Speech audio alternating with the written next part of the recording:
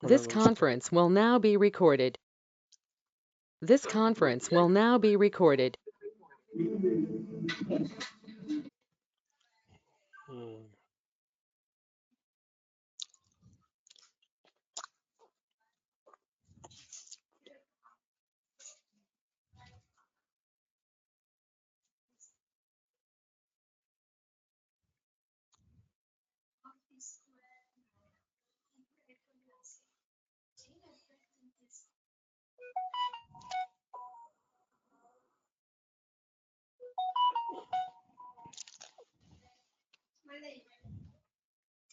కావాలదే తింటా కొంచెం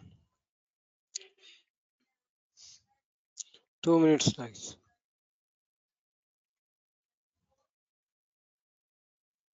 This Thank you. conference will now be recorded. Okay then, cool. So and then the other thing is right. Well, this is another way of granting things. Normally people prefer this way. So this is a hierarchy. So if you look at right, we have BA admin, analyst, dev, tester, reader, operator, proxy. Forget about proxy, but think this way. So these are the full access on database. BA admin full access on database. BA dev full access on database. Proxy, it's the same thing. Analyst can create own schema objects and all this stuff. Tester create own schema objects. Reader read only part. Operator to execute jobs, pipes, and everything. Okay. These are the responsibilities of the roles. So use role security admin and then created these roles admin, analyst, dev, tester, reader, operator, proxy. And then users, they have created similar users, BA admin, analyst, dev, tester, similar users. This is a role, this is a user, and granted the roles to the users. And then hierarchical setup. Grant role BA admin to role sysadmin. This is the first step. The moment you create any, all of the grants are to be granted to sysadmin. Okay. So if you look at it right, now they are doing what the grant role BA analyst, BA dev, BA tester, BA reader, BA operator, BA proxy role, BA admin. So BA admin by default doesn't have any privileges directly given to him. BA admin is getting all the privileges based on the roles that it's being assigned to. This is the hierarchy. You are assigning all these roles, and whatever the privileges that you are assigning to analyst will be automatically used by BA admin. Are you able to follow me, guys? In the previous example, we have created privileges, we have granted them to the role, and we did not build a hierarchy, and we granted that particular role to the user. Here we are trying to build an hierarchy. BA admin is nothing but combination of all these roles. And then so BA dev. BA dev is analyst, tester, reader, operator, proxy to role BA dev. So dev and admin are almost similar, but what does it have? BA dev. BA dev has all the other roles, and you keep on assigning roles to the privilege.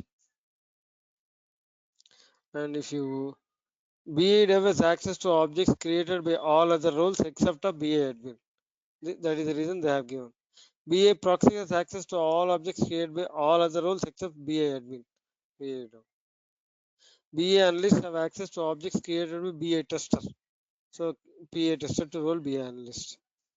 And then show grants on role PA tester, show users. So you now you go and then see what it means is right. On the low level hierarchy of the role, you grant. So for example, you have an ETL admin, ETL dev. You grant all the privileges to ETL dev.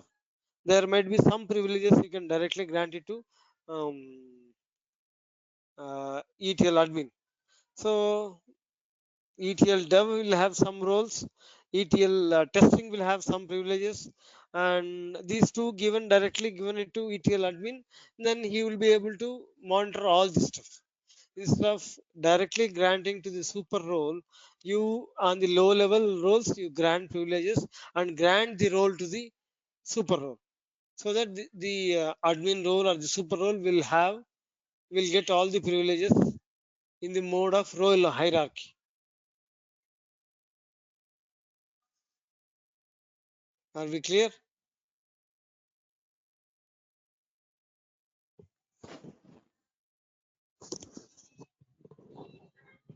Yes, you need to talk to me. Yes, Okay. Shekhar, Yeah. So we are good in this sense. So I'm gonna give you a test. If you can finish this exercise, right?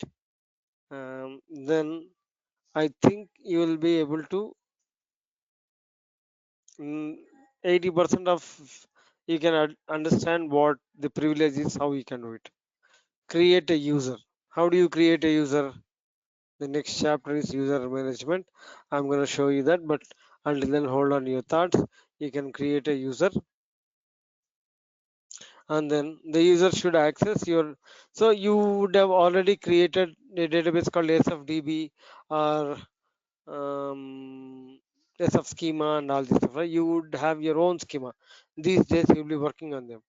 So the new user should access all the objects of your database, your schema, tables, stages, and file formats. He should be able to accessing that. And the user should create databases, schemas, and tables. And the user should have the ability to create databases, schemas, and tables. The user should create file formats and stages. User should create a stream and execute a task. Create external stages and load data using storage integration. You should be able to create a storage integration, and then that should be good enough. User should access Snowflake database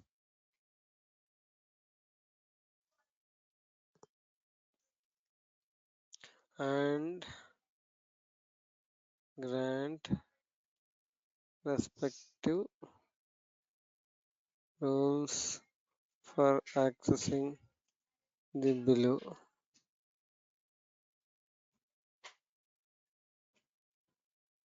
Did you get it, guys?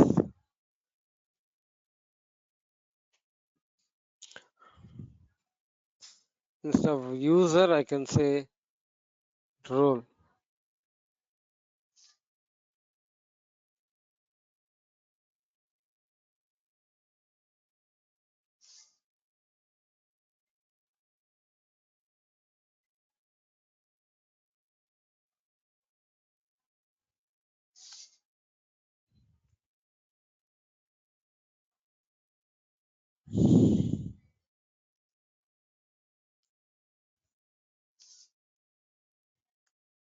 Grant the role to test user.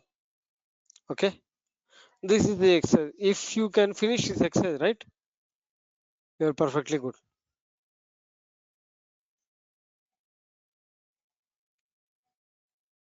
Okay. Are we good? yes. Okay, I'm gonna send you these documents and you should be able to finish this. Okay. Any questions on the security part, guys?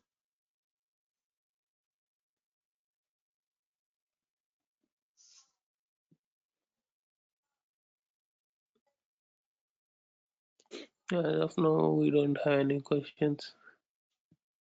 Good. That's what I wanted. Okay.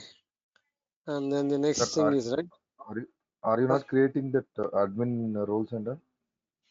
I'm not gonna do it. You have to do. Okay. I'll Okay. send you the examples. You run it Hmm. out, you test it out, and you finish the exercise that I'm gonna do. That is good enough for you. Okay. Sure. Okay. No, I can do it. It doesn't take, I have all the scripts. It doesn't take more than 15 minutes for me. That doesn't really help you because whatever the stuff that I have given it to you, it's all theory. Even I create and show you, it's a theory. This roles and privileges part, right? You have to really do some action. Then only you'll try to understand that particular thing. So that is the reason I am not enforcing that, and I'm not doing it. I can create them because I have all the scripts. I can run them, and within 5 minutes, I will have all the privileges. I have all the roles and everything. That doesn't help you in any way. I have done that before, and I did not see much of a, an what do you call, um, value addition from the team, whomever is learning from me. If I leave this, right, then at least you have something in your mind that you have to do some exercise on the privileges or the security part of it, where you do something. And particularly, I'm going to save this, so you will get to exercise that particular exercises, and then you will have some clarity on it. That is the reason I wantedly am not doing it. Okay, sir, no problem. We'll start and listen that. Okay, you have to do it, and you finish my exercise that I have given. Even if you're not running the other two exercises that I have given you, right? You finish my exercise. You don't need those two as well. Those two are understanding only how role hierarchy works. How do you create roles? How do you grant roles to the user? That is for your understanding. But if you finish the exercise that I have given you, right, then you will get to know how things work. Yeah, Okay, sure, sir. Can you send the three files in WhatsApp? definitely I'm going to send you all of them, don't worry. Okay, and the next thing is, right, we're going to look at the user management part of it.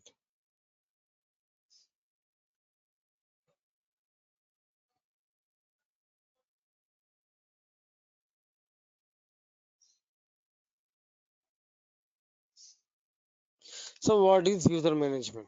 User management means you're going to create a user, and this is mostly of admin activity. So you will create users, and then you will create roles.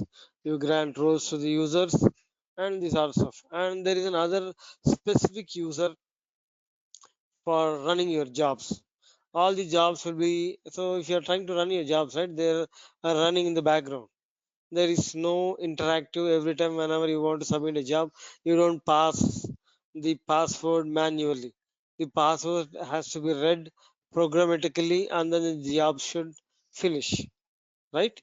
So most of the time, whenever you're running these jobs like incremental data ingestion or full load data, or when you want to generate some data for a report or generate some data for a dashboard, you might have n number of things. Or you have set up data like environment in Snowflake.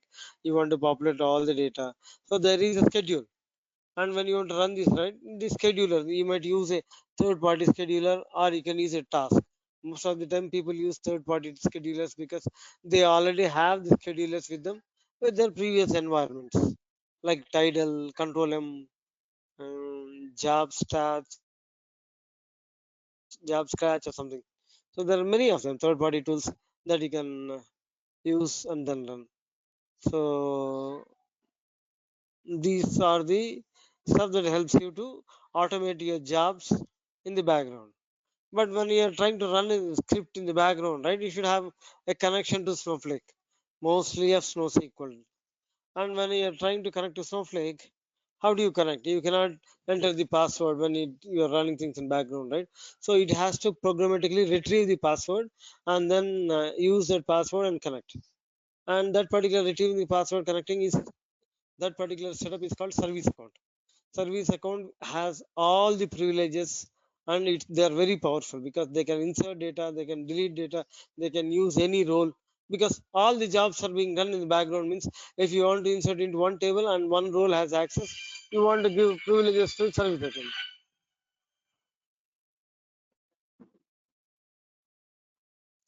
Are you able to follow me, guys?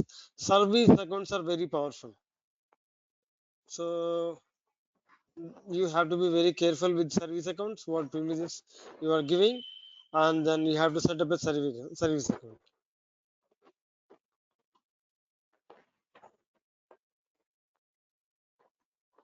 Yes, you are able to follow me what service account is called. And they are also called as headless account. Headless account. That means they don't have any privileges to be passed somewhere else. It automatically retrieves. So we're going to discuss about this service account. I'll show you how to set up a service account, and then you can run your jobs in the background. Okay. Okay. So whenever you're trying to create a user, right, user needs a password. So whenever you're trying to give the password should be of this policy. It should be of 8-character digit, and then must contain at least one digit, at least one uppercase and one lower case. Okay. So by default, all the users, if you don't give a default role, right, public will be assigned.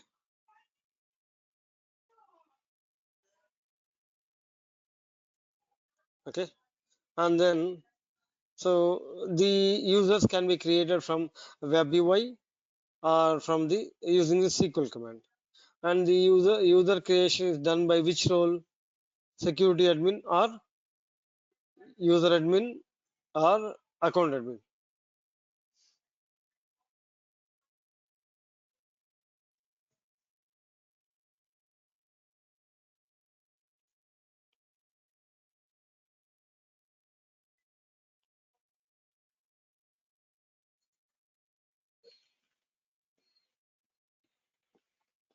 So they can create, alter, and drop users. Okay. So let's go and create a user. So I'm going to security admin.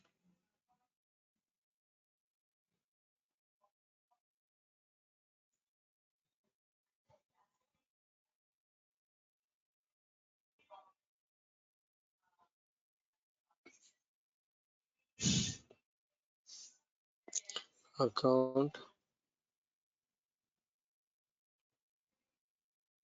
You see users, right? Then I got one doubt that since now we have logged in, right? I mean, to the usage, it was shown some error message. Why actually it is we only created no this account? Why it should throw error? We will have access to it, right?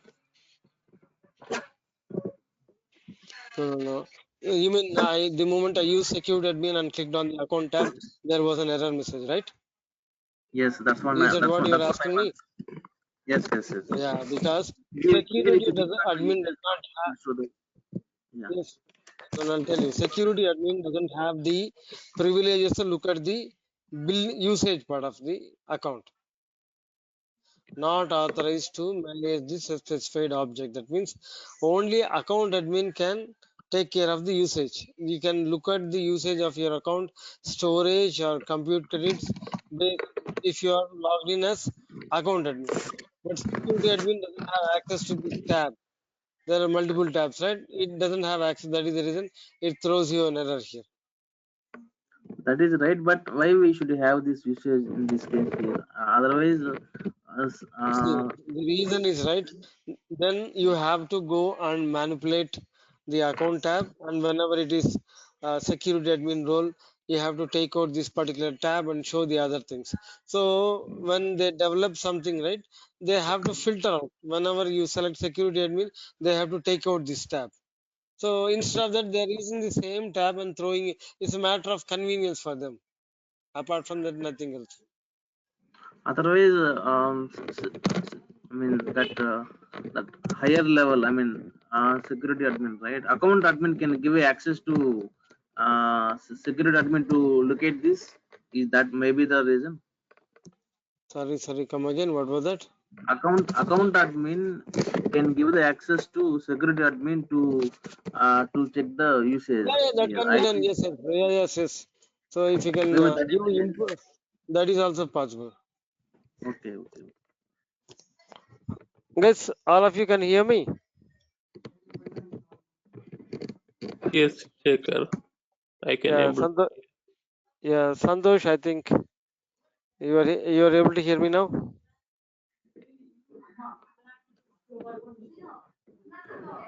Santosh, can you hear me now? Then you have some problem with your audio, man. Yeah, Sir, Narendra. I can hear you. Yeah, I can hear yeah. you. Okay. Sure, thank you. Narendra, to answer your question, right? So normally you're asking me what type of role required to access the tables in all environments like QA, prod, and dev environments, right? Narendra, you there?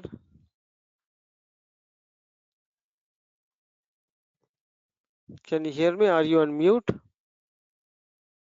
I'm not sure. Yeah. So to answer that question, right? Normally, whenever you're connecting to any role, right? There is no way that you can grant.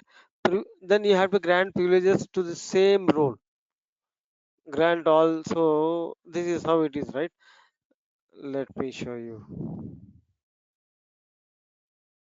First question: do you have all of this dev, QA, and prod? Are all of them in the same account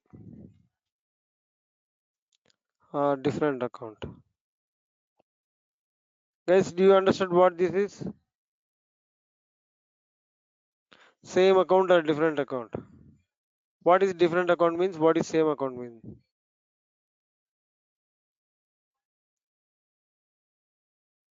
Same account means where all the users are there in the same URL that we are actually logging in, right? Yeah, so you'll have a prod database, you have a QA database, you have a dev database in the same URL. Different account means you will have three different URLs. And when you have three different URLs, you have to log into each and every URL. Then you cannot have single role for all of them, right? So every account you'll have different roles. For example, think that you have um, all the accounts in the same URL. Still, you won't have one single role which has access to all three of them. That is not advisable. We don't do that as a matter of security concern or anything. So we will create three separate admins, developers, whatever you create in dev admin, you'll have something similar to prod admin. When you log into prod, right, you have to say use role prod admin and then start accessing your tables. If it is dev, use role dev admin. If it is QA, use role QA admin. So each of them will have a separate role. There is no way that you can grant privileges for all of them to one single role. That is not advisable. People don't even do that. Are we clear, Narendra?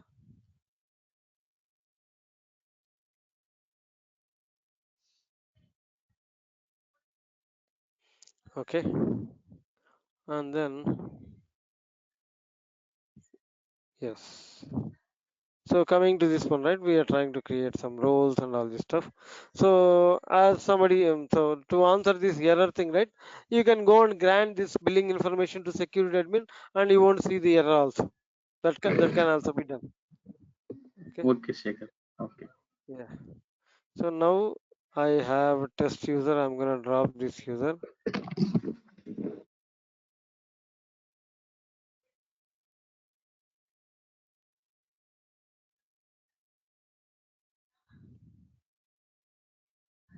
Okay. Now, so I'm gonna create a user. So test underscore.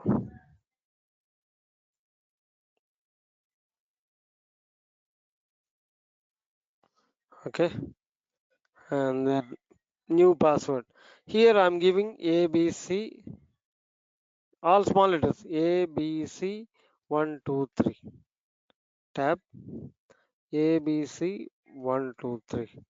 And then force password change. If I tick this checkbox, right, what does it mean? It will ask you to change the password again, right? Yeah, when will it ask you to change the password? When it is When finished. the user logs in first time. User logs in for the first time. Okay. And Okay. if I take out this checkbox, right, then whatever the password that I have given here, that password is good for the user, right? And here I did not follow any password policy. I just say ABC123. But when you look at the password policy in the PowerPoint and the slide deck, when you look at it, should be 8 characters, uppercase one, lowercase one, and the number there should be 1 digit. These are some rules, right? But for the first time, when you are trying to create a user, you don't, even if you don't follow the policy, that's fine. It creates the user. But when you say force password change is equal to true, then whenever he logs in, he has to go on and definitely make the password change, and the password change should follow the password policy that we looked at. Sir, one question here. Mm, Let's say, for example, you have asked the user to change the password. Okay, so after few days, he forget the password.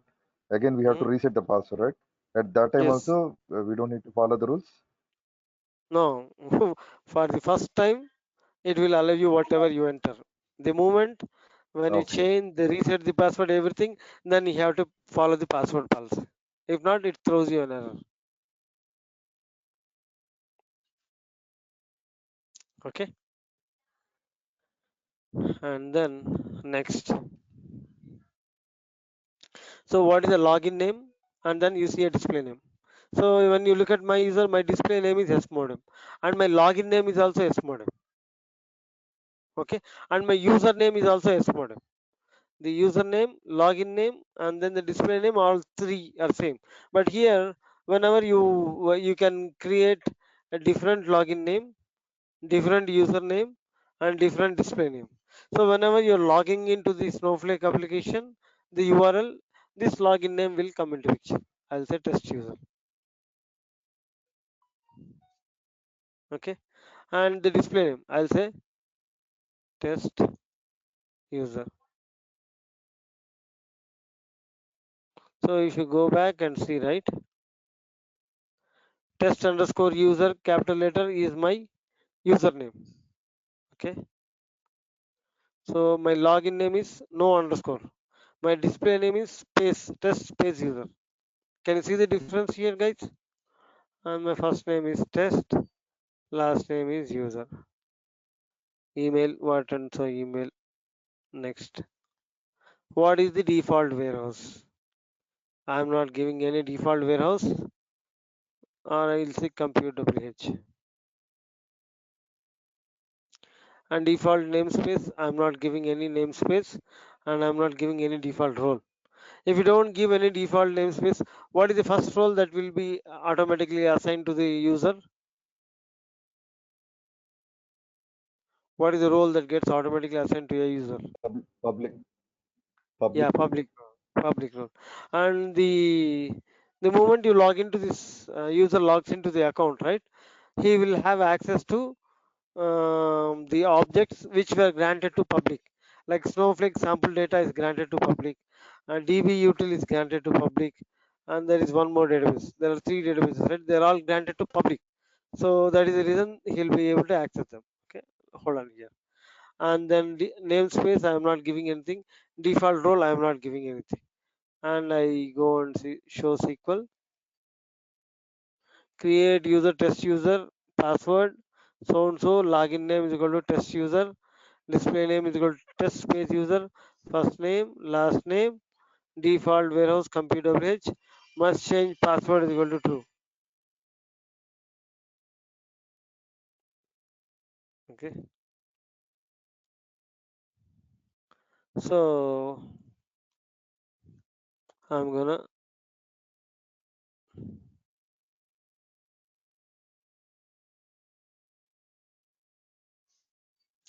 I'm gonna take this out, and I'm finished. So now I have the user created. So if somebody forgets the user, right? What should we do?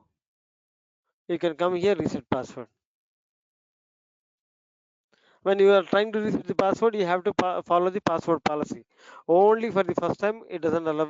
It allows to enter whatever the username, whatever the password you want to do. But when you are trying to reset the policy, or somebody else is trying to reset the password, then it should be the password policy should be followed. Are we clear, guys? And you can enable a user, disable a user. Disable a user means he cannot log in. Enable, he'll be able to log in. And you can drop a user. And all these commands can be done using SQL as well. You can using the worksheet, or you can connect to SnowSQL and issue this. Uh, Shekhar, is this user should be there in Unix level, or without Unix level also we can create user? No, why? How come the Unix level is coming here? What is Unix level, and then what are we talking here? See, in my I'm working as a DB2 admin. So Uh-huh. in my environment, there should be a Unix level user. Then only we can able to grant privileges to user. That is So when otherwise, you have hold on. When you mhm, have a user, you should have a Linux user with the same name, where yes, they are trying to interact with the OS. no, DB2 is like that only. No, no, I have worked on DB2, but I have created Mhm. users which are not part of Linux environment. I No, created without Linux user, you can't able to create. Uh, you can't able to grant. I'm not sure 100%, but I am working right. Mhm. I know But that one. here you don't have anything to do with the Okay, Linux box, because okay. we're all working on the browser, right? It's all in the Mm, cloud. You don't have any basic machine that you're running in. okay. It's all in the cloud. So you don't need to have a Linux. Yeah, Yeah, Arkle have same privileges, but DB2 is different. okay. So I worked in Oracle, I worked in SQL Server, but Mm, they don't require to have the, and I'm pretty sure for not all of them. So there are some limitations where when you're trying to when the user is trying to access the OS level, the Linux box, then that should be something. But anyway, don't we should not debate and waste okay, time on that. Here, no need of that thing. This is only okay, purely on Snowflake. okay, Okay. So now we have created it, right? So I'm trying to log into that user. How do I log in? The same username, the same URL, right?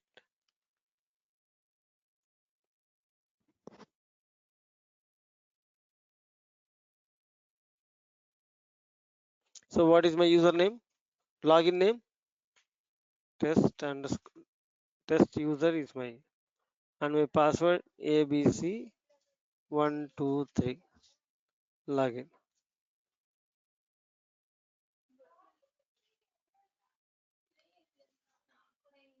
My login name is test. See, I am logged in. And can you see my display name? Test space user. And if I go on and say select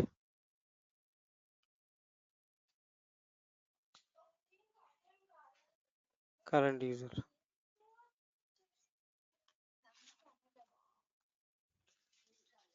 What is my current user? Okay, test underscore user. Okay, so these are the three things differently. Okay, and then do I see any role here? Only public role. So public role, if you see, right, that these three databases are granted to public role. That is the reason you are able to see all this stuff here, and you can choose. And is there any warehouse here for us? Did we enter any warehouse? Yeah, div one warehouse No, you Yeah, assigned. compute WH, right? We have given Yes. it, but where did we give the privilege to the test user or any role that he can use this compute WH? Are you able to follow me? yeah, we We have to have give access mentioned to there, that. but we did Yes. not grant them. We did not grant to the user. If you want to grant it to the user, you have to create a role, grant it to a role, and then do it. Instead of that, I'm going to go back in the worksheet, right? So Mine is account admin, right? That should be okay. Grant role, sorry, grant usage on warehouse compute underscore WH to role public. What happens now?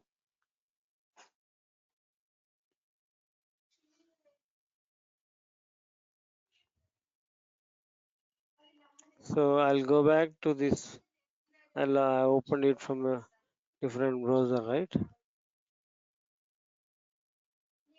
See, it has public, it has compute WH now, and it can query.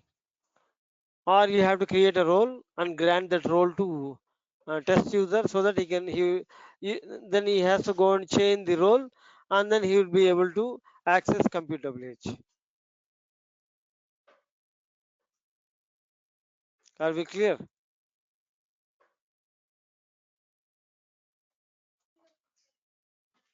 Yes, sir.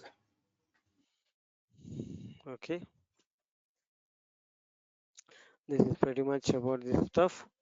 So I have, this is all the details how do you create a role from web UI. Okay, and then using SQL command, you have to use role security admin and then or user admin, and then issue this particular SQL statement. Create user SF user, password is equal to so and so, default role is equal to my role, must change password is equal to true. Even this is the same, you can set up a default role but grant role my role to user. Without this he cannot use this role, my role. You have to go and issue the grant the role to the user, then only he'll be able to use that particular role. Am I clear? You can set up a default role, but it's of no use unless until you grant the role to the user, then only he'll be able to make use of that role. Are we clear, guys? Yes, sir. We got it. Yeah. And you can go ahead and then reset the password for a user. So if I go and then reset the password, right? Let me security admin tab, test user, right? Reset password, and I'm setting ABC123, ABC123 tab, ABC123, finish. Password too short, minimum password length 8 characters, and it has given me all the details. Once you reset, the password policy comes into the picture.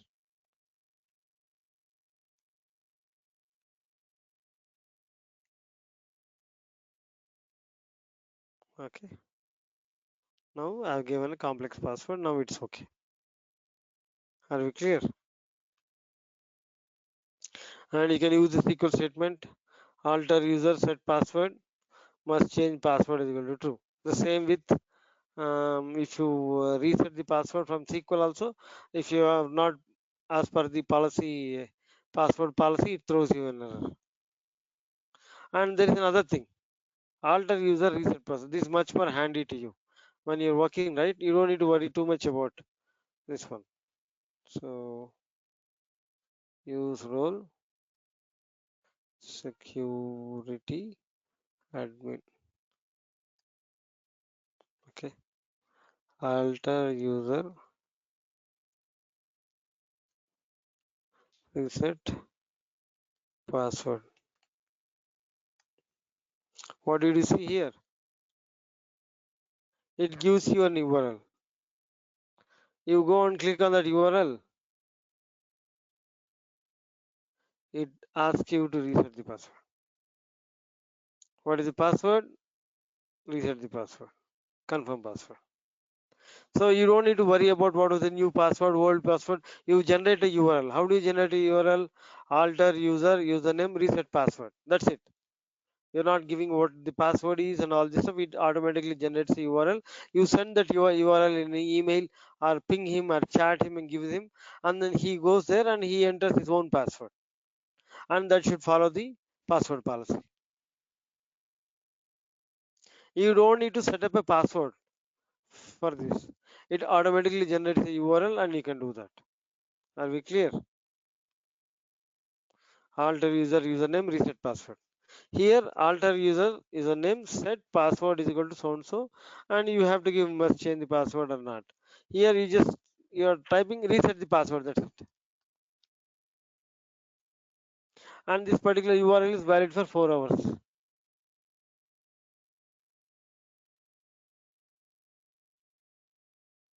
Are we good, guys? Yeah, Shekhar. Okay. So how do you disable a user? Enabling a user. We have seen that, right? Go programmatically as using SQL alter user set disabled is equal to true, set disabled equal to false to be enabled.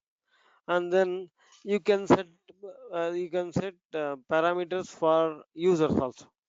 So whenever you log in the session for a particular user, you can set up. So let's go and look at the parameters. Okay.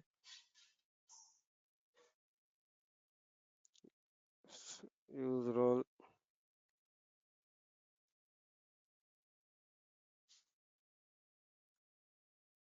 Okay. And then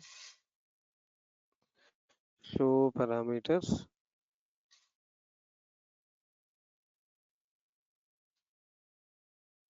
for user. These are all the parameters that are for me. You can go and change the parameters.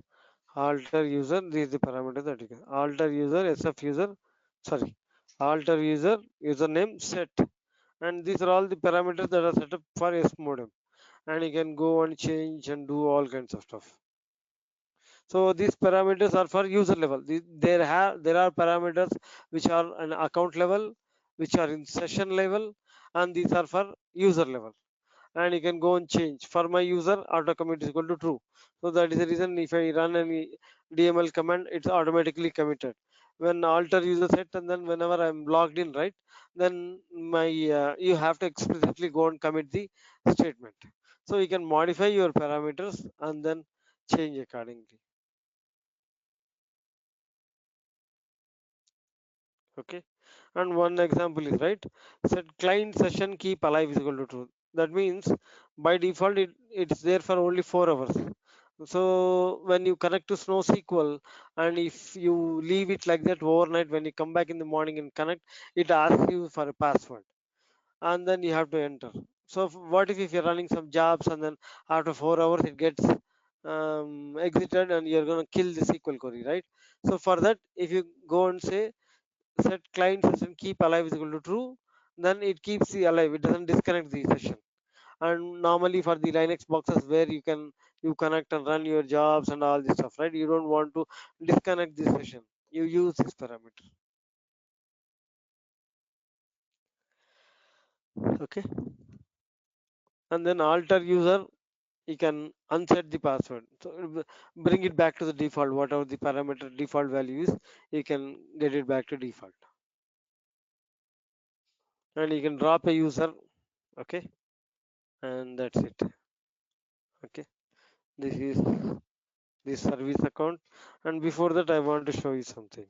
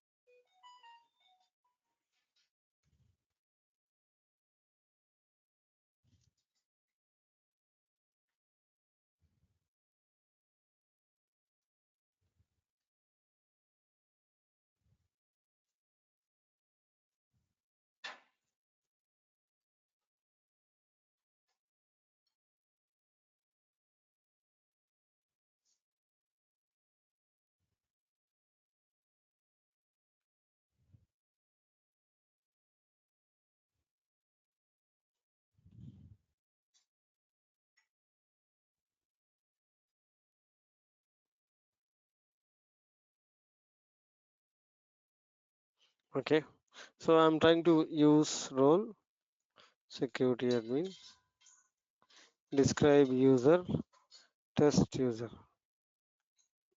So these are all the default properties that the test user have. Okay, if you look at it, right, the name, display name, login name, first name, last name, middle name, email, password, must change password false, disabled is equal to false, Snowflake lock, whether the user account is locked by Snowflake or not. If you enable it, right, it's locked. Okay, or disabled or enabled is equal to true. That means once it is disabled, you cannot log in. They cannot log in. Okay, and then Snowflake support. So if you want somebody in your team to talk to Snowflake to raise tickets on the community platform or anything, right, then this particular thing should be true. Then only you can log in using their email address and then they can generate the ticket. Okay, Snowflake support, sorry, Snowflake support should be true. Okay, days to expiry. User record will treated as expired after how many number of days? 90 days, 1 year, 2 years, whatever it is. Minutes to unlock. This is the MFA part of it. So this is minutes to unlock. Temporary lock on the user will be removed after specified. So minutes to unlock is null, right? So if you go and set it 10 minutes or 2 minutes or 0, right? If somebody is locked out, if you can go and then unlock by setting the minutes to unlock and then they can log in again. And these are the default warehouse, default namespace, default role, external authentication DO. This is for MFA, multi-factor authentication. If you enable it, and user ID of that particular user, minutes to bypass MFA. When you want to bypass this, how much time is the buffer zone before they get validated using the multi-factor authentication. Network policy. So whenever they are trying to log in, right, how much time is the time that you have set it up so that the IP address gets validated. And there are two things: RSA public key, FP. FP means fingerprint. There are two public keys, which is a 256-bit encrypted RSA key. Okay, and password last set time. When was the password changed? So these are the properties of the user. You can go ahead and modify, change them accordingly. Okay. Yeah. If a user login fails after 5 consecutive attempts, the user is logged out of their account for a period of time of currently 15 minutes. So whenever he enters 5 wrong passwords, he's logged out. And then he raises a mail to you, or he raises a ticket to you, boss, I am logged out, I am not able to. What will you do? You go ahead and change the password for him, or alter user reset password. You generate the URL and then you have to run this. Alter username, set minutes to unlock is equal to 0. If you set this, the moment you send the URL to him, right, he doesn't need to wait for 15 minutes. He can immediately do. He can immediately change the password. If not, he has to wait for 15 minutes. Are we clear, guys?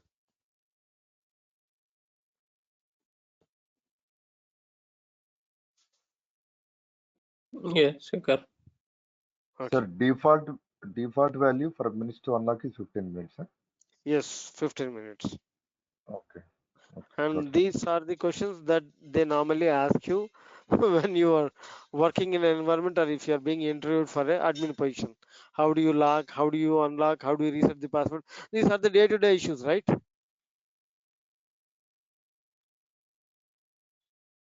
So that is the reason I'm showing you, especially so that you'll have some knowledge on this. If somebody asks you, you can answer them comfortably. Okay. And that is until then. So now let's go ahead and see how do we set up the service account. Any questions so far?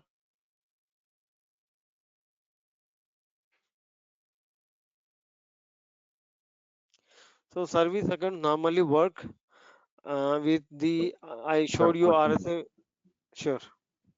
Yeah, whenever you create a user, test user, so can they go and set up MFA? Yeah, they can go and set up the MFA. You have to give the email address. When they log in, they can go ahead and set up the MFA. So that means whenever you create a user, so by default they have access to MFA. MFA They can create permission. the That MFA. is true. Yes. Yes, that is Yeah. true. This is no pro exam question, sir. Actually. Snow Pro exam question. Huh? Yeah, yeah. I have taken it from the internet somewhere. I haven't seen that question. Okay. But somewhere I Maybe got it from the Google. yeah, Yeah. they might be asking you, but I'm not sure. I never came across that. There might be one. I don't know. Okay. So what was the? Can you repeat the question one more time? No, whenever user get created newly, uh, Mm. can MFA be enabled or not? Yes, right. If now we have created test user Test user, correct. password, so I have to reset the password. I don't want to reset the password. So this is my test user, right? I go to preferences. Can you see enroll in MFA? Yes, sir. Yeah. So you can change, right? You can enroll in MFA. Yes, yes. Okay. And if you want to change the password for yourself, you can go and change the password here after logging in.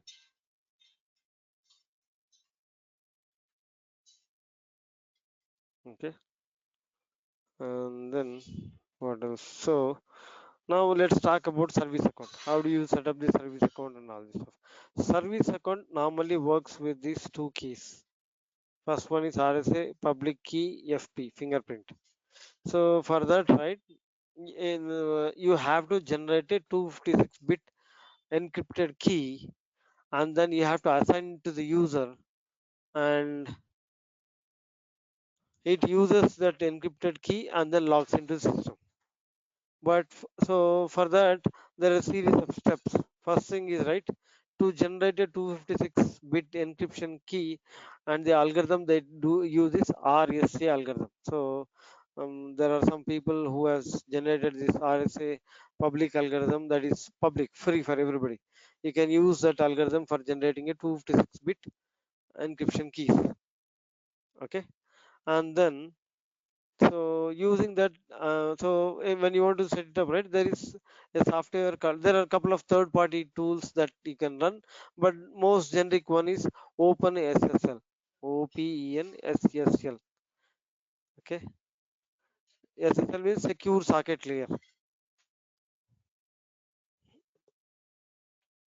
So OpenSSL is an open source thing that you can generate your 256-bit encryptions, and then it takes your username, what the other password that you want to set it up, that is a passphrase you set it up.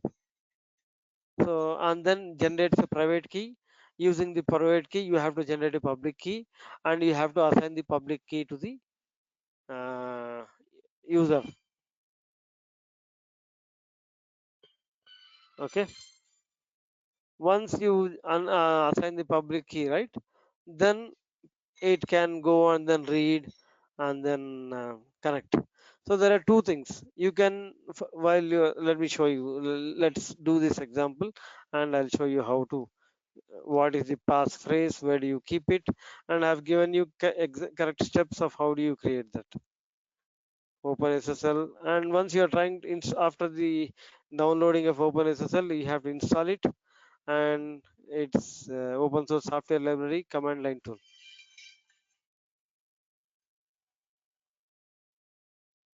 Okay, before running the OpenSSL, there are two parameters that you have to set, two environment variables. Set random file is equal to rand. That means whenever it, I don't know especially what rand file means. I think that it might be randomly generating an encrypted key. And what is the configuration file? These two things you have to set it up, whether it might be Linux or Windows.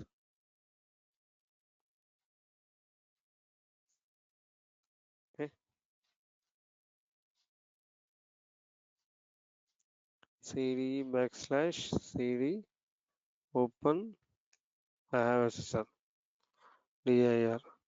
So I have the bin directory which has the openssl.exe, the file that's gonna run, and my configuration file is also the same path. C openssl bin. Okay. So set random file is equal to ran. This is the environment variable that first you have to set it up.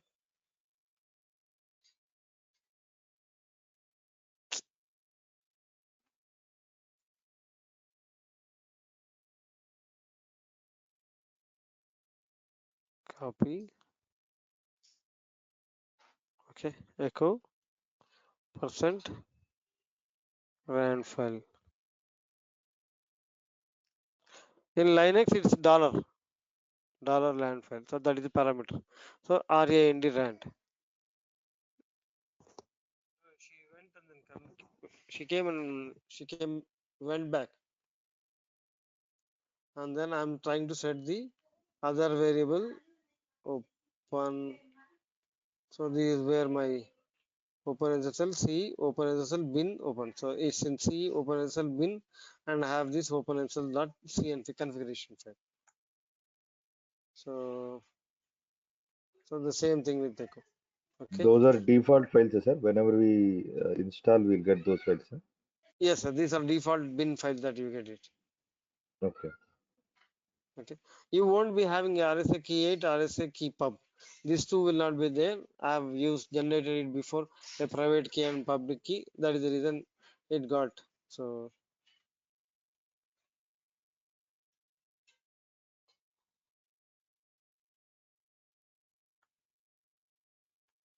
there are no this one, right? So let me go ahead and then execute the following to generate a private key which generates key RSA key.8. I'm just copying this and then running this particular. Enter encrypted password. You have to enter a password that is used as a passphrase. Okay, and you have to use that passphrase variable in your Linux or Windows environment. Okay, and I'm giving some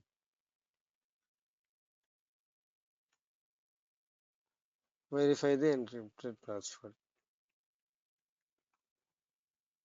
So now dir see rsa key.ph is the private key got generated, and the next thing is right. I have to generate a public key. Open SSL using the private key pout publish out this public key. So same password you have to enter passphrase dir. So you see rsa key.pub. So what you have to do, you have to go to your directory, see open ssl rs bin rsa key.pub, right? rsa key.pub. You open it in a text pad or notepad and notepad plus plus, and then you copy this. Don't copy the first line and the last line. You copy the end. This is the 256-bit encrypted password that you got. You copy this and then where is it? Open the RSA key pub in the text editor, copy the key. Don't copy the lines begin and end key comments. Okay. People tend to copy the entire thing. So assign alter user set RSA public key so and so. So I'm gonna do that. Where is I can do it in the worksheet as well. Okay. Use role security admin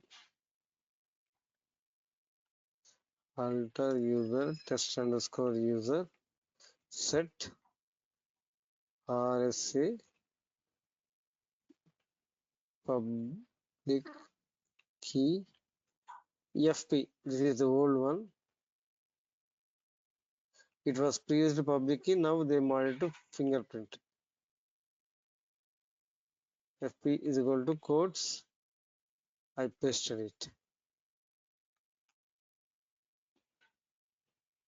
RSA public key fp, RSA public key.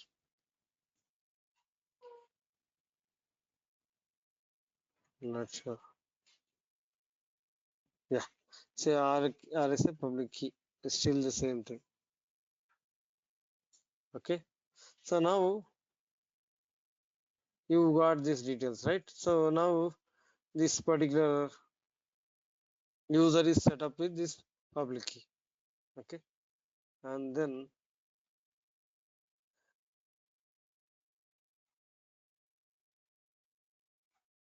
I'm going to, so whenever you're trying to connect to this particular thing, right, you can use the public key and then run and connect it. So how do I do it? 1 second.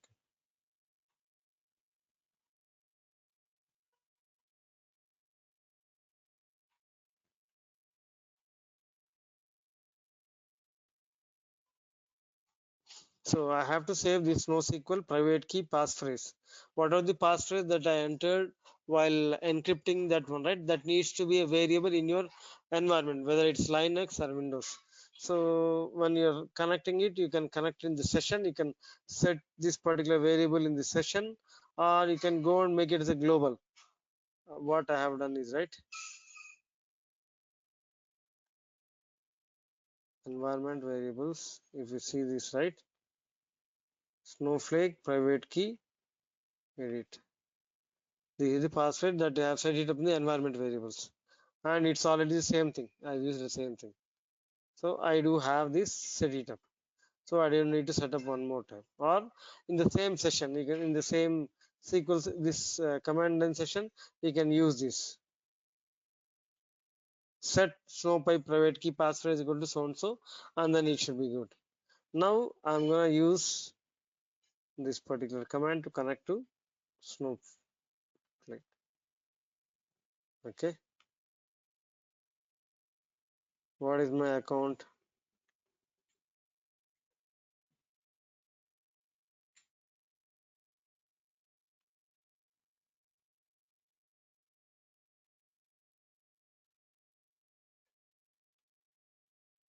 User.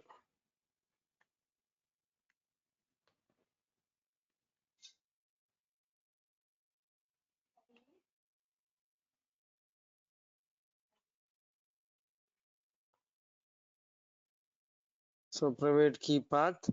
Where is my key path? OpenSSL bin. The same thing. And I don't need to give a path. It's already there in the same thing. RSA key.p8.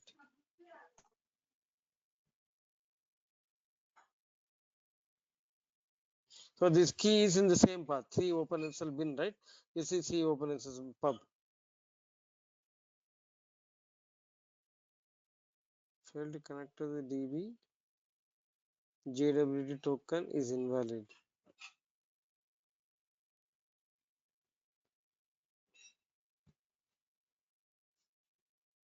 Test user, right?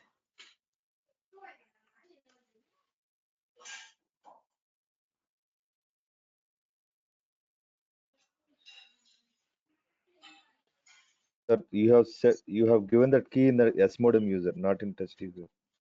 No, but I have altered for this particular user, right? See, test user. Oh, okay. But when you're trying to connect, right, you have to use the login name. I was using the username. I showed you an example. Normally we don't do that, but now I am connected. Okay. So SQL-A hyphen username is test user. Here the login name. This is the login name, right? You have to use this particular login name to connect to any session. Now if you say select current user, then it gives current underscore user. So you have to use the login name when you're trying to log into a session.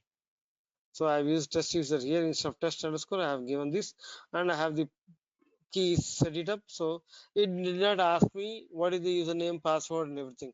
It read from the environment, and then it identified this RSA key.p8, and then it was able to connect to my system. Okay. See, this is how you can set up your, and there are two, if you describe the any user, right? Describe user, test underscore user.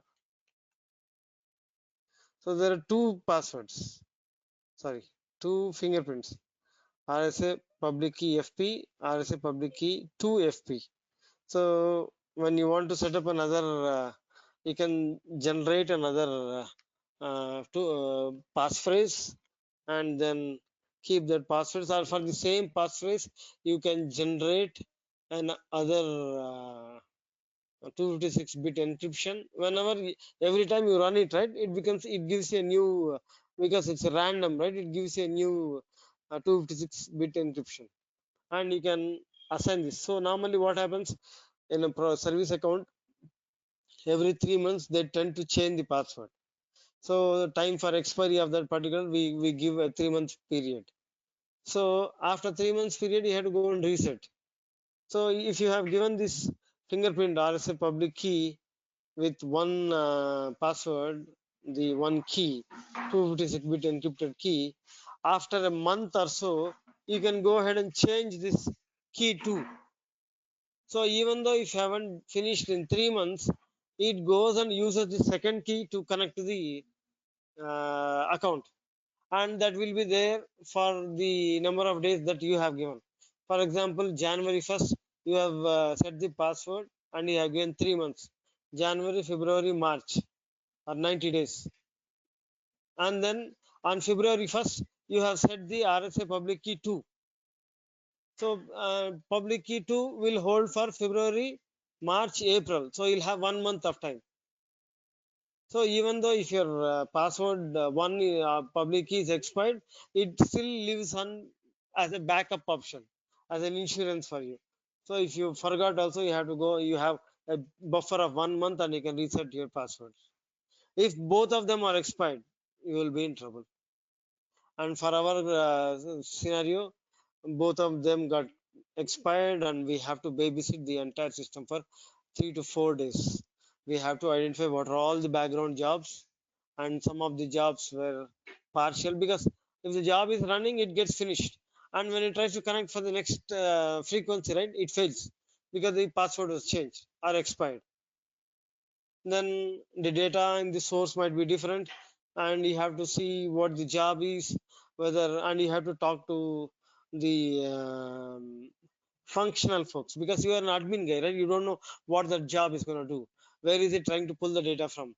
Is it okay if you rerun the same thing? This is a very big exercise. So you have to always make sure that password won't expire.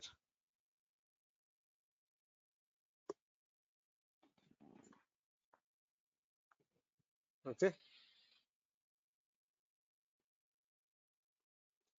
And that is pretty much about it. So that is called key rotation. You can rotate your keys, key 1 to key 2, and then change. So public key FP, public key FP2. While you're altering, so this is also wrong. It should be public key. And here underscore 2, you just mention underscore 2, that should take care of the new key that you're trying to set up after a month. Okay. Shekhar sir, one question here. How this service account is different than normal accounts? What is so special in this? Like, because this So, even we can have. yeah, so the reason is, right, whenever you are trying to run a job in the background, because that means you have a program that gets data into staging table, or you have to connect, there's a Python program which runs, you have to connect to Snowflake account, sorry, Oracle. For example, you're trying to read data from Oracle and push it into Snowflake, and this job is scheduled every day at 9 o'clock in the morning. So how do you do that? Okay, so it is kind of Linux environment kind of setup where we can have that kind of setup, right, sir? So up and The running. setup, Windows or Linux, doesn't matter, anything. Okay, I mean the capability, such capabilities this account has. so it keep on running up and running. Yeah, you can connect to the Snowflake account without manually entering any password, right? It reads from the environment and then it knows what is the key, and it depends upon the public key that you have generated. So it's much more secure. You cannot hack it. You can connect it. And in my company, right? We don't keep the passphrase in the environment variable. We keep it in a cloud service, and the moment you connect for running this job, right, we call an API to get the passphrase from the cloud service, and we pass it to the connection dynamically. Only in that session we'll set up the variable.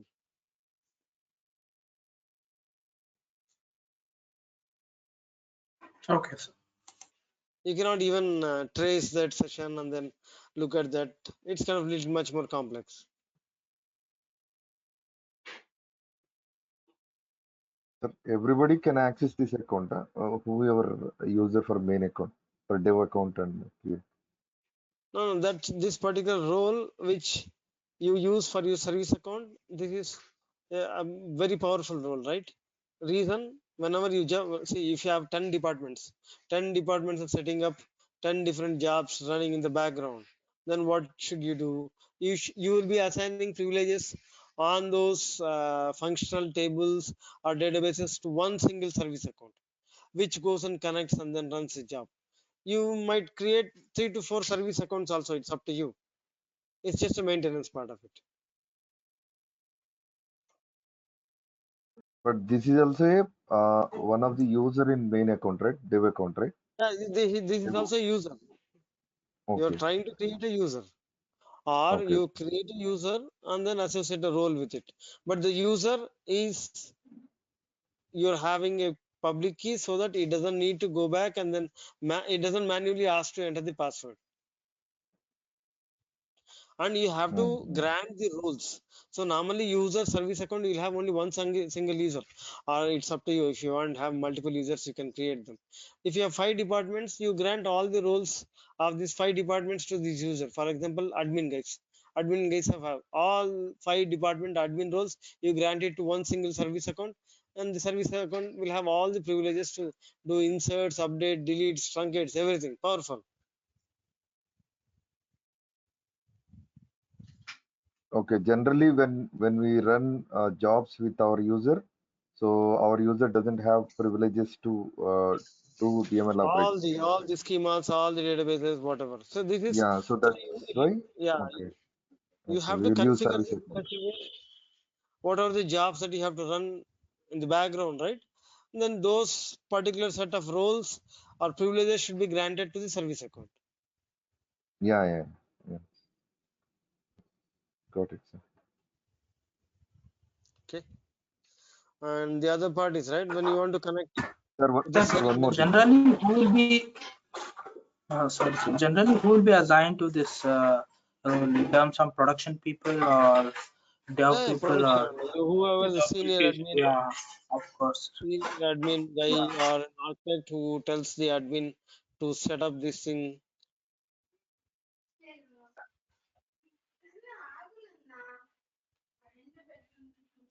Okay. Okay. Sir, I'm a user in dev environment. Okay, I Mhm. wanted to schedule one job using task. So, how can I use service account here, sir? No, service account has nothing to do with the task. You are running the task. Task is inside Snowflake. This particular thing is when you're trying to automatically connect from a different environment to SnowSQL or Snowflake, you are trying to automate that. Inside Snowflake, you don't need that. You are already logged in and you have set up the job, the task, and then it runs per frequency. You don't need the connection parameter when you're running inside.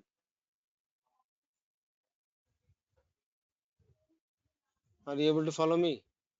No, sir. No, no, no. Can you come again? How do we set up a task in Snowflake?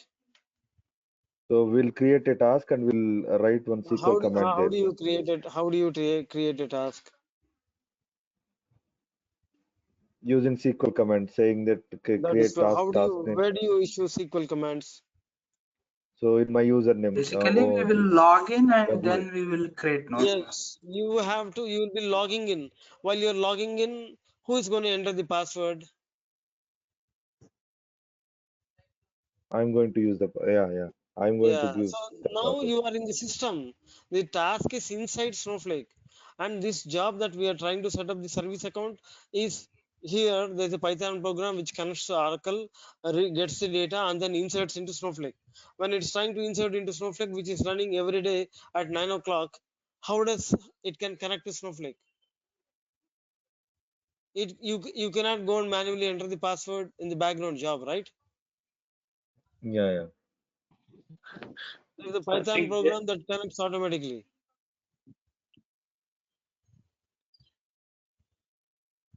Okay. Very clear. Okay. So whenever Python tries to connect to the Snowflake, we have to give the service account username and password, private key there. That's what you meant to say, right? Yes. Got it now. Got it. So when the program runs on a schedule basis, so no one has to enter anything. Automatically, this account does all the job, authentication and user login, isn't it, sir? Yes, that is. I'll show you an example. Don't worry. I'll give you an example of that, and you should be comfortable with whatever I show you. Okay. Hold on for a minute. So now, and then if you are trying to save the password in an environment variable, right? You can use this environment variable and connect also. Variable password, this particular password environment variable.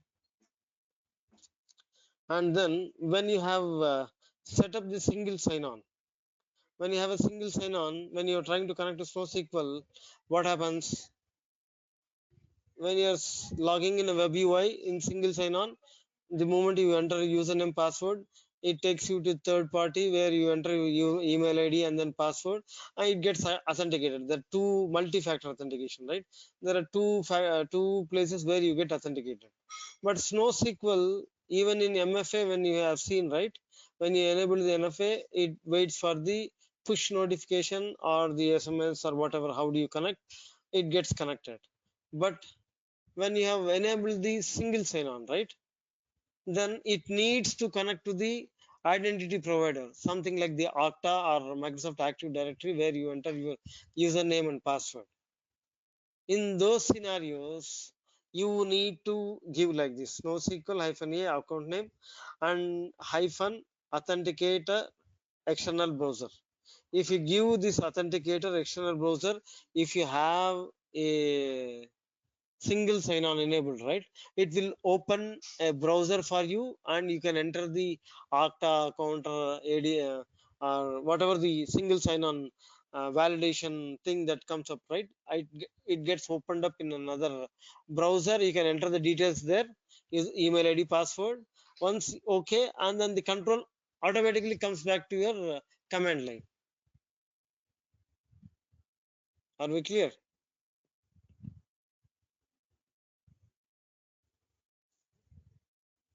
This thing is only web browser authentication only happens when you have the user has a single sign-on enabled for it.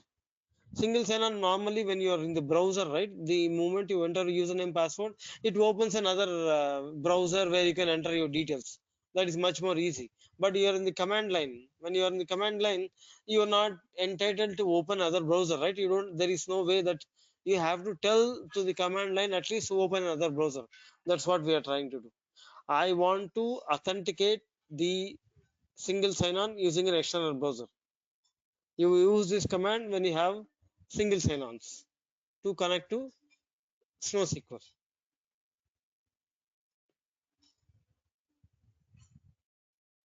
Are we clear?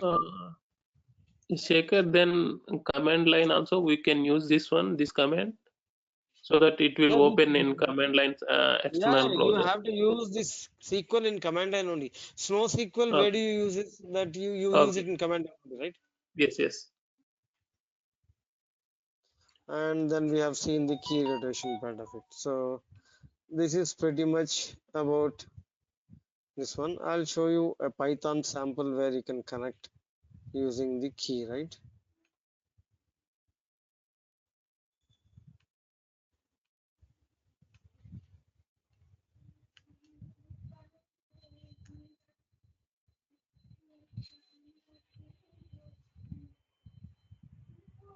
I read with Notepad. So I'm connecting to Oracle and then I'm connecting to Snowflake. Snowflake connector, how do you connect? You can download your Snowflake connector. So go to help, downloads, Python connectors. You can use this pip install. This is the command. If you have Python already installed in your system, you can do this.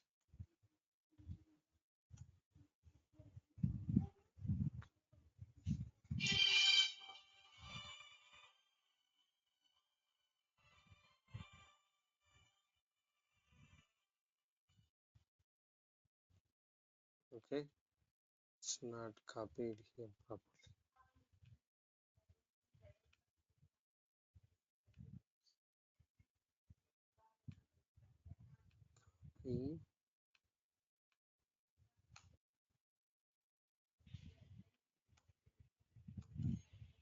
See, it goes and I have already installed. It says I don't need to fetch the latest ones. It's running right now. Already satisfied, already satisfied. That means my Python connector is already done.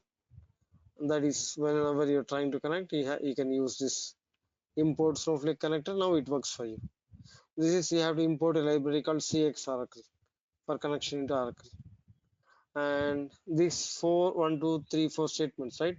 You just cut, copy, paste. These are the things that helps you to read the RSA public key and then pass it on. So first thing, I'm connecting to Oracle, username, password, print Oracle connection establishment, and I'm trying to get the SnowSQL private key passphrase that I've shown you, right, in the environment variables that I have set it up, and then I'm getting it password. Okay, and then open this particular RSA key.p8. I'm reading this particular 3 and then passing this password for reading that. Okay, this p key is it reads the private key, sorry, public key, and then it reads in serialization mode. That means it reads in serialization, line by line, word by word, character by character, and then the entire data is in now pkb. So you pass that to the connection, snowflake.connector.connect, username, account, private key is pkb, warehouse, database, schema. Now you can connect to the database.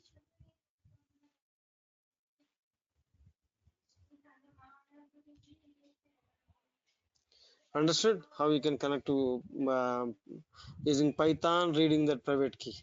Are the other simple ways, right? You can directly connect if you don't want to do that, right?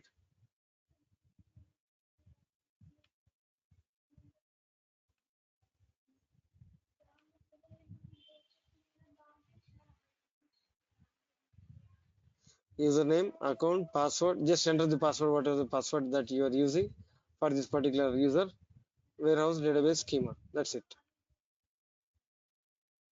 You don't need to go by the root of that the private key, public key, and all this stuff, right? So here, when I showed you this one, right? This this password, we don't get it. We used to get this password from the web service. We used to call an API, and that gives the password, and we pass the password for connection into Snowflake. Much more secure.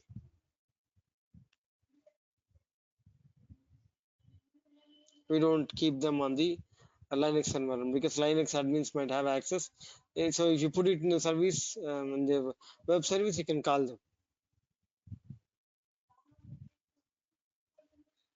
Okay, I can send you these Python files as well. It's for your reference if you want. Sir, Okay. how did you set that variables are in system variables? Can you No, go back to the variable? environment variables, you click on it, Okay. environment variables, new, and then enter the name, pass the value. That's it. Variable value means the public key that we have generated, right? Whenever you encrypted the public key, first time it asks you for a password, right? Yeah, yeah. Hmm. That password should be given here. And the password that I have given is this is the one. This is the password that I have given.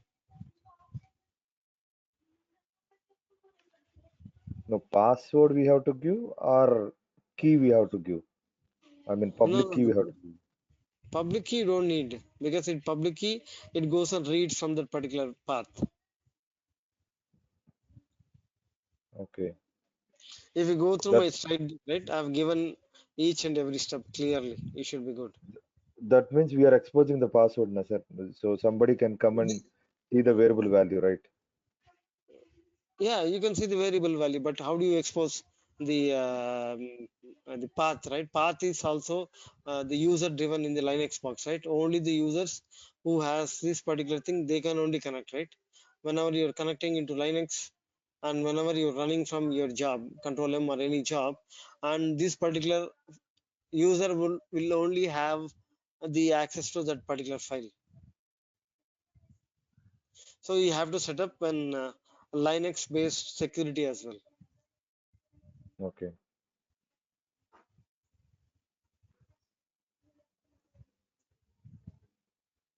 Okay, sir. Okay. That is the reason we kept it outside of the Linux box. So that we call a service and it gives, even the Linux admin doesn't know which passcode that they have been used.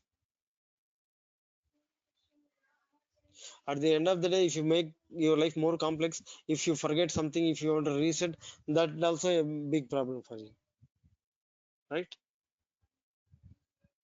So, okay, guys, we're almost 7, and then we will catch up tomorrow morning. Okay, 8 o'clock. Sure, sir. I have a couple of questions, sir, but we'll proceed by tomorrow. Yeah, so I have to step out for a while, so I don't. Probably tomorrow morning we can, or after the class we Yeah, can sure. go over Sure, sir. Sure, certainly. Sir, so, I have just small doubt actually. mhm. Sir, actually, we can see so many things in the Snowflake online documentation. The same thing can be able to download as a PDF. Is that possible? No, I am no, seeing for. no, no, clearly no, because I was on a project where I want to convert everything into PDF and charge $10 for PDF. I have done halfway, most of the stuff is done. Then I lost interest, and once I distribute it for $10, and people exchange it for free. I'm not going to get the $10, so I stopped doing it. Okay, okay. Got it. Thank you. No problem. Right. Okay. Sir, please do send this document, sir. Yeah, I'll send it. I'll send it. Thank you. Done. Security done. So we'll talk about user performance tomorrow, and credit calculations and encryption. These are the three we can finish tomorrow. UDF, EDFs is a big one. Will take some time. We're almost done with it. Sure, sir.